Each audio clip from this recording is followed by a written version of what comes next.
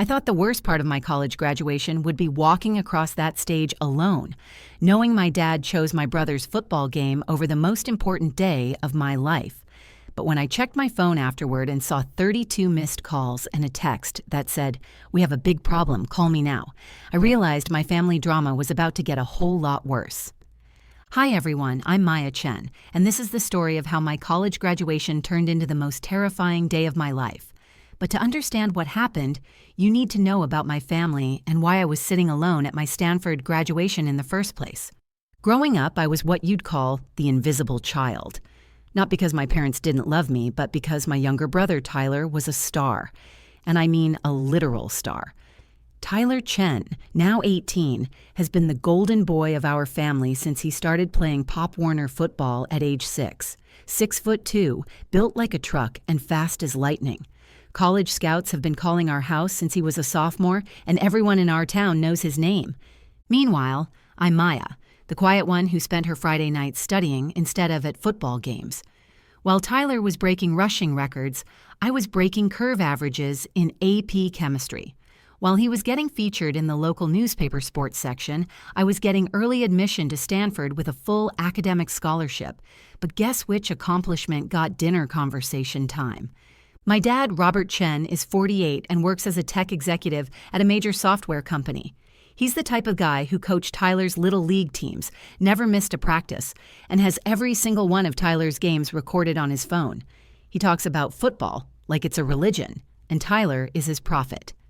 Dad understands stats, recruiting rankings, and scholarship offers better than most college coaches. When it comes to my academic achievements, he'd pat my head and say, "That's great, sweetie. Did you see Tyler's touchdown run in the fourth quarter?" My mom, Linda, is 45 and works in marketing for a cosmetics company. She's always been the peacekeeper in our family, the one trying to balance everyone's needs and keep the drama to a minimum.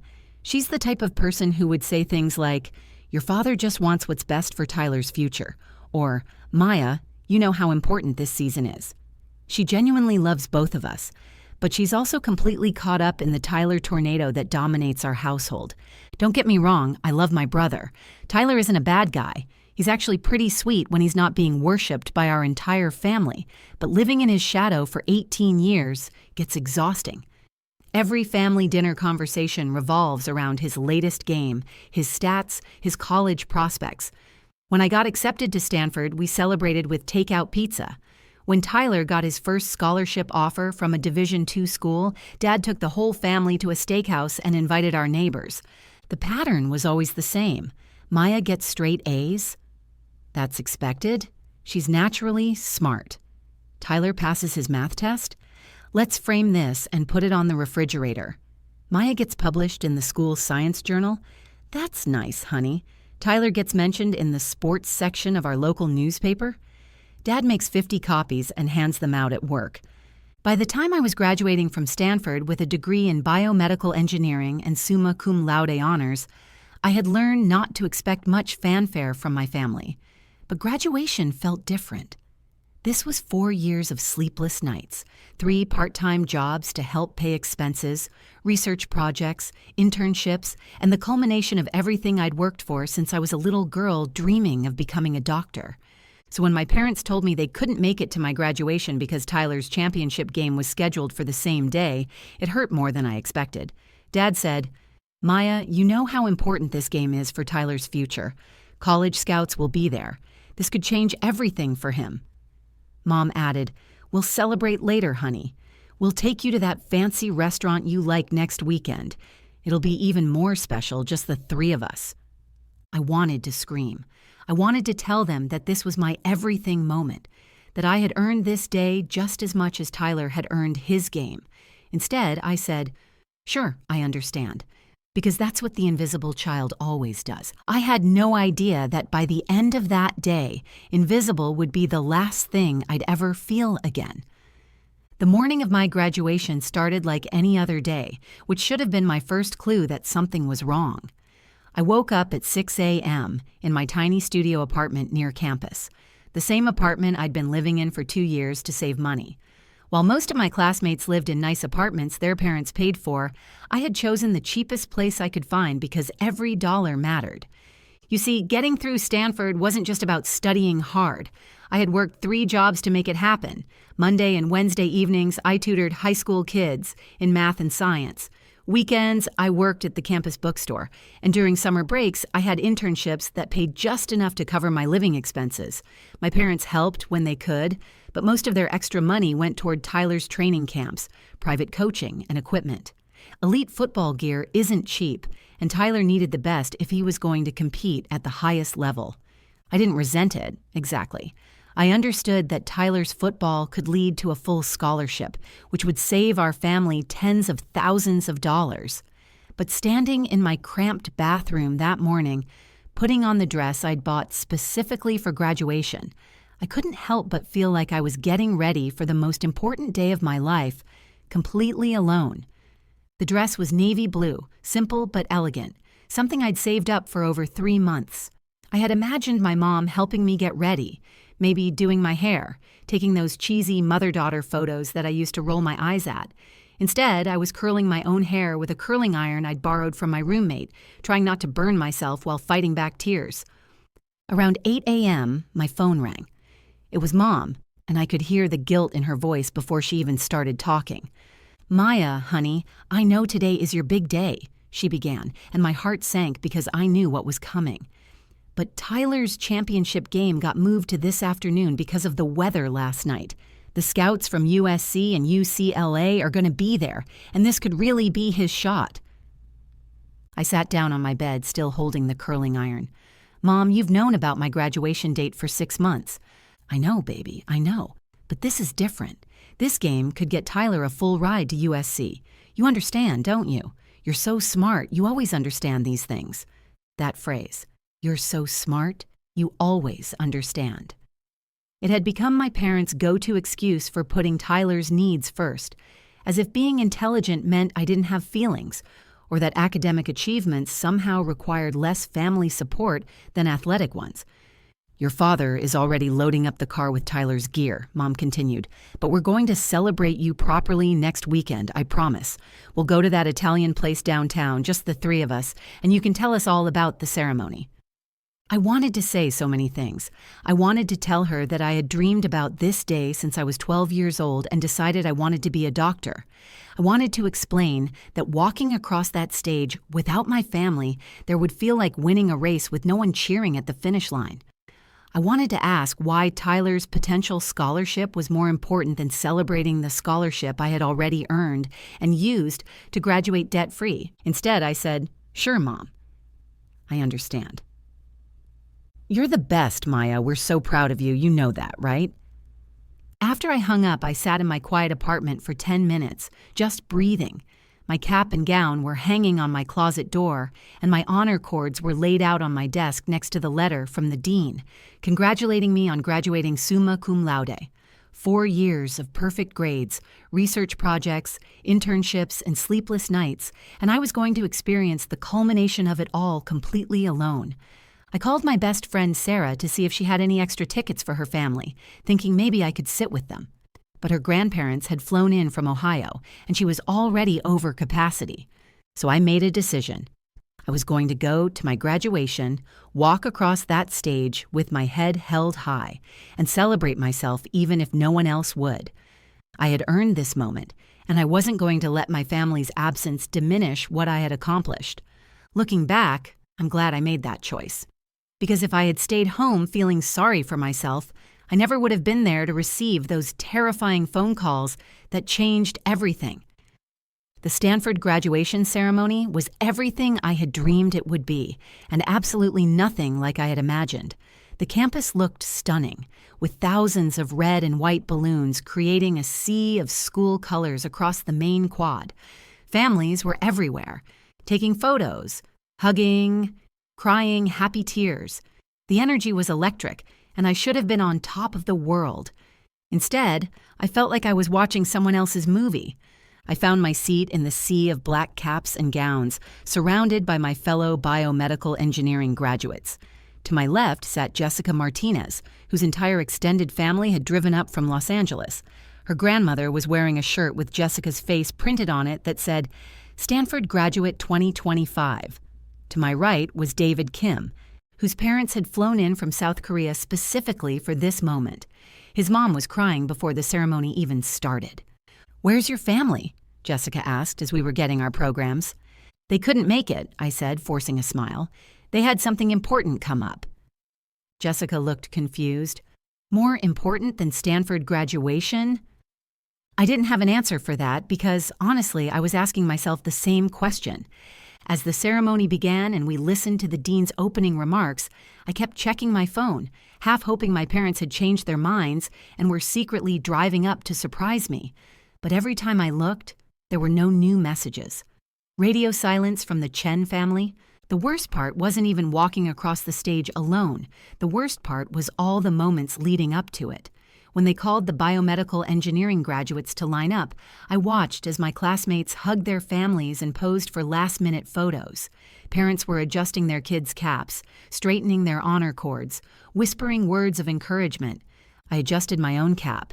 When they announced Maya Chen, graduating summa cum laude, I walked across that stage with the biggest smile I could manage.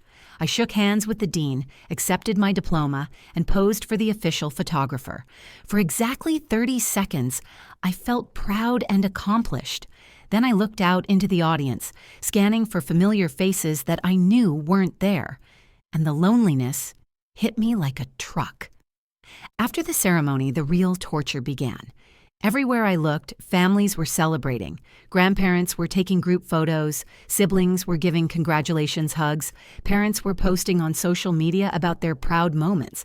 I watched Jessica's family surround her like she had just won the lottery, which in a way she had. My phone buzzed with congratulations texts from friends who couldn't make it, and a few distant relatives who had remembered, but nothing from my parents. Not even a congratulations text. I tried to stay positive.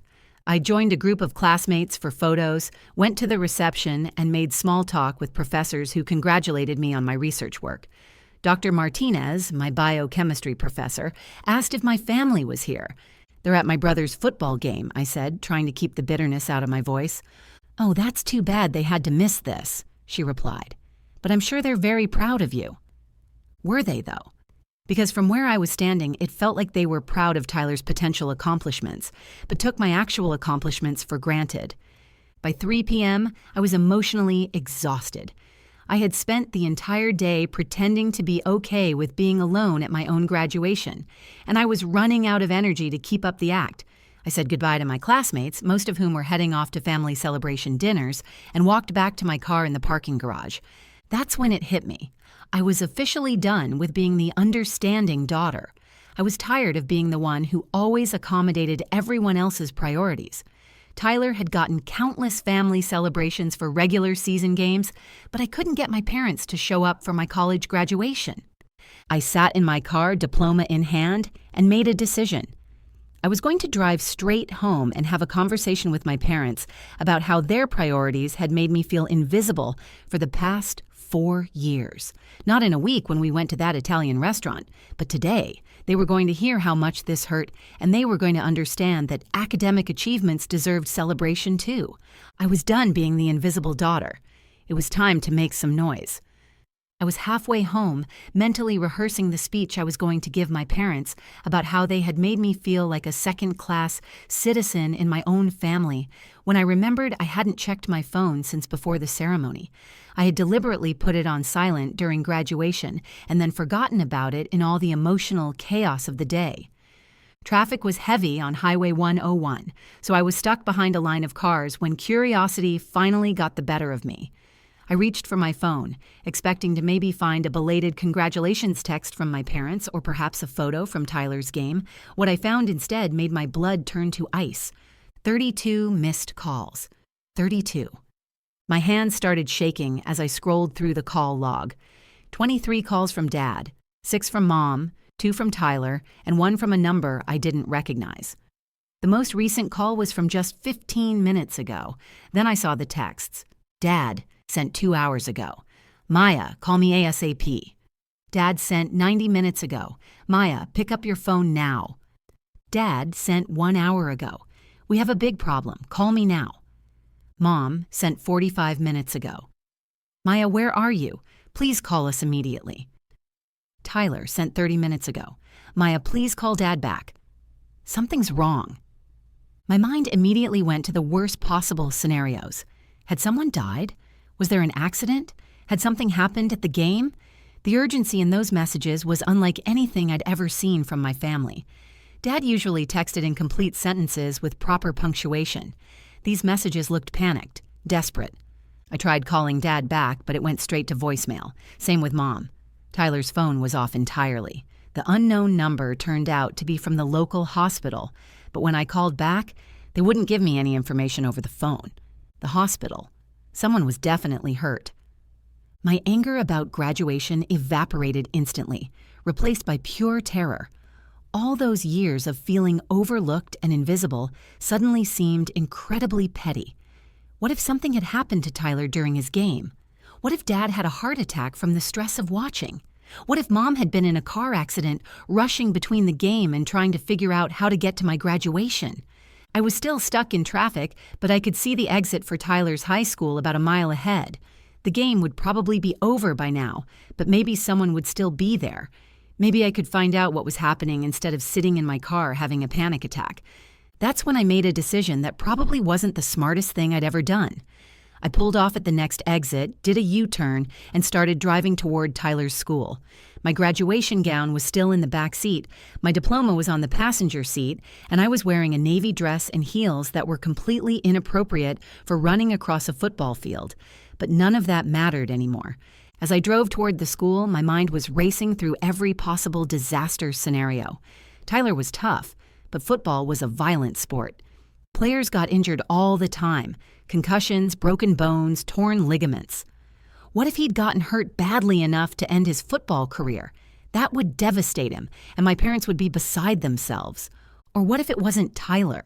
What if something had happened to one of my parents while they were at the game? Dad was always getting worked up during Tyler's games, yelling at referees and pacing the sidelines.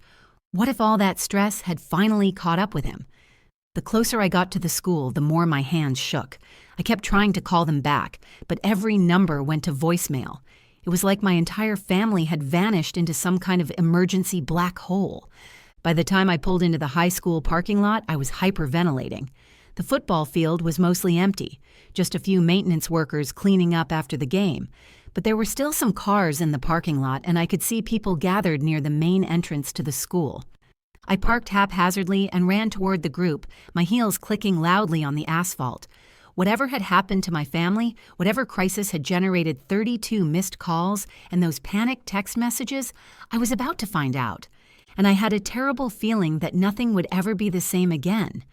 The group of people near the school entrance turned toward me as I ran up, and I immediately recognized Mrs. Patterson, Tyler's English teacher, and Coach Williams. The look on their faces told me everything I needed to know before anyone said a word. Something terrible had happened. "Maya!" Coach Williams called out, relief flooding his voice. "Thank God you're here. We've been trying to reach you for hours." Where are my parents? Where's Tyler? What happened? I was breathless, my words tumbling over each other. "They're at Regional Medical Center," Mrs. Patterson said gently. "Tyler collapsed during the fourth quarter. He's stable now, but—" "Collapsed?" I interrupted. "What do you mean, collapsed? Like passed out? Was he hit too hard? Did someone tackle him wrong?" Coach Williams shook his head, and I could see tears in his eyes. This was a man who had coached high school football for 20 years, who had seen every kind of injury imaginable. Whatever had happened to Tyler, it was bad enough to make a seasoned coach cry. "Maya, Tyler wasn't hit. He just went down. Middle of a play, no contact, he just dropped. The paramedics said it looked like his heart stopped." The world tilted sideways. His heart? That's impossible. Tyler's the healthiest person I know. He runs 5 miles every morning. He's been playing football since he was 6 years old. "That's what we all thought," Coach Williams said quietly. "But the paramedics got him back, and when they were loading him into the ambulance, your brother said something that changed everything." I felt like I was going to throw up. "What did he say?" Mrs. Patterson stepped closer to me. He said, "I knew this would happen eventually. I've been seeing Dr. Rodriguez about my heart for 3 months." "That's impossible," I said. But even as the words left my mouth, things started clicking into place. Tyler's weird doctor appointments that he claimed were for sports physicals, the way he'd been going to bed earlier than usual, how he'd stopped eating his usual pre-game meals and switched to something lighter, the prescription bottle I'd seen him hide when I walked into his room last month. "Maya," Coach Williams continued, "the paramedics found medication in Tyler's gym bag, heart medication.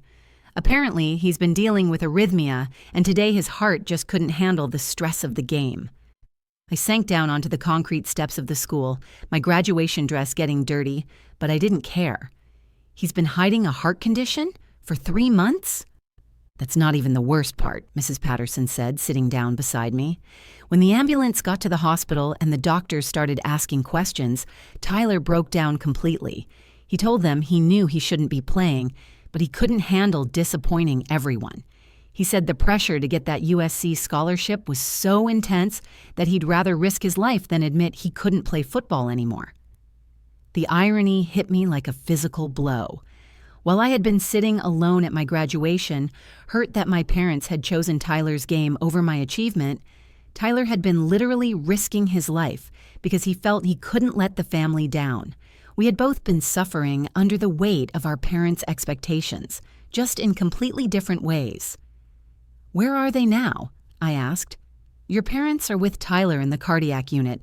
The doctors are running more tests, but they've told him his football career is over. No more contact sports, probably ever. The medication can help manage his condition, but the stress of competitive athletics is too dangerous." I pulled out my phone and tried calling Dad again. This time, he picked up on the first ring. "Maya?" "Oh, thank God, where have you been? We've been calling you for hours." "Dad, I just found out about Tyler. I'm at the school. Is he okay?" I could hear Dad crying on the other end of the phone. My father, who had never cried in front of me in my entire life, was sobbing. "Maya, I'm so sorry we missed your graduation. I'm so sorry about everything. We almost lost Tyler today, and all I can think about is how we've been pushing him so hard that he was willing to die rather than disappoint us." "What kind of parents are we?" "Dad, just tell me Tyler's going to be okay. He's going to live, but everything's changed, Maya, everything." 3 months later, I'm sitting in our family living room on a Sunday afternoon, and for the first time in years, no one is talking about football. Tyler is on the couch next to me, working on his application to the local community college's physical therapy program. Mom is in the kitchen making lunch for all of us, and Dad is actually helping her instead of watching game highlights on his phone. It's weird how quiet our house has become, but it's a good kind of quiet, the kind where people actually listen to each other. Tyler's recovery was harder than any of us expected, but not for the reasons you might think. Physically, he bounced back pretty quickly once the doctors got his medication right. Emotionally, that took a lot longer. He went through what I can only describe as an identity crisis. When you've spent 12 years being Tyler the football star, figuring out who you are without football is terrifying. The first few weeks after his collapse were brutal. Tyler barely spoke to anyone. He'd sit in his room staring at all his football trophies and championship photos like he was mourning his own death. In a way, I guess he was. The Tyler who was going to get a full ride to USC and maybe play in the NFL someday was gone forever. But here's what none of us expected. Tyler started to seem lighter. Once he got past the initial grief, he began talking about things he'd never mentioned before, like how he'd always been curious about how physical therapy worked, especially after seeing teammates recover from injuries, how he'd actually enjoyed his anatomy and physiology class more than he'd ever enjoyed film study, how the pressure to be perfect every single game had been giving him anxiety attacks that he'd hidden from all of us. "You know what the weirdest part is?" he told me one night when we were both up late studying. "I actually feel relieved. Like for the first time since I was 8 years old, I don't have to be afraid of letting everyone down." That conversation broke my heart and healed it at the same time. My parents went through their own transformation. Dad, especially, was devastated by the guilt. He couldn't stop blaming himself for creating so much pressure that Tyler felt he had to risk his life. He started going to therapy, which was something I never thought I'd see Robert Chen do. The man who had solutions for everything suddenly realized he needed help figuring out how to be a better father. Mom threw herself into research about heart conditions in young athletes, partly to understand what Tyler was going through, but mostly, I think, to feel like she was doing something useful instead of just worrying. She learned that Tyler's condition isn't even that uncommon, but most young athletes don't get properly screened for it. The biggest change, though, was how they started treating me. 2 weeks after Tyler's collapse, Dad showed up at my apartment with a Stanford sweatshirt, a photo album he'd made of my graduation day using pictures he got from the school photographer, and an apology that made us both cry. Maya, I realized that while I was so busy trying to secure Tyler's future, I completely failed to celebrate your present. You've been accomplishing incredible things right in front of me, and I was too blind to see them. They threw me a proper graduation party 6 weeks later. Nothing fancy, just our family and a few close friends. But Mom made a speech about how proud she was of my hard work and determination. Dad framed my diploma and hung it in the living room right next to Tyler's academic achievement awards from his physical therapy program prerequisites. For the first time in my life, I felt like my parents actually saw me. The strangest part of this whole experience is that Tyler and I have become closer than we've ever been. We study together now, him for his PT program and me for my MCAT prep. We talk about real things, not just surface-level family dinner conversation. He apologized for taking up so much space in our family, and I apologized for resenting him for something that wasn't really his fault. Last week, Tyler had his 3-month cardiology follow-up, and his numbers are looking great. As we were leaving the doctor's office, he said something that I'll never forget. "You know, Maya, I think this heart thing might have saved my life in more ways than one. Sometimes the worst thing that happens to your family turns out to be exactly what your family needed. We almost lost Tyler that day, but in a way we found each other. And that's worth more than any scholarship, any trophy, or any graduation ceremony could ever be. So that's my story. What started as the worst day of my life, because my family missed my graduation, turned into the day that saved my family. Tyler's heart condition was terrifying, but it forced all of us to confront the toxic pressure we had created around achievement and success. If you're watching this and you recognize your own family in this story, I want you to know that it's never too late to change. Whether you're the invisible kid like I was, or the one carrying impossible expectations like Tyler, or the parents who love their children but have lost sight of what really matters, there's always time to have those difficult conversations. Family isn't about being perfect. It's about being there for each other, especially when everything falls apart. Tyler starts his physical therapy program next month, and he's genuinely excited about it. I'm taking my MCAT in 2 weeks, and both my parents are planning to drive me to the testing center for moral support. We're not perfect, but we're finally honest with each other. And honestly, that feels like the biggest achievement of all. If this story resonated with you, please give it a like and share it with someone who might need to hear it. Family dynamics are complicated, and sometimes we all need a reminder that love isn't about achievements. It's about acceptance. Drop a comment below and tell me about a time when a crisis brought your family closer together, or how you've dealt with feeling invisible in your own family. I read every single comment, and your stories matter to me. And if you want to hear more real stories about family, relationships, and life's unexpected turns, make sure to subscribe and hit that notification bell. I share new stories every week, and trust me, life has given me plenty of material. Thanks for listening, and remember, your story matters, whether anyone is there to witness it or not.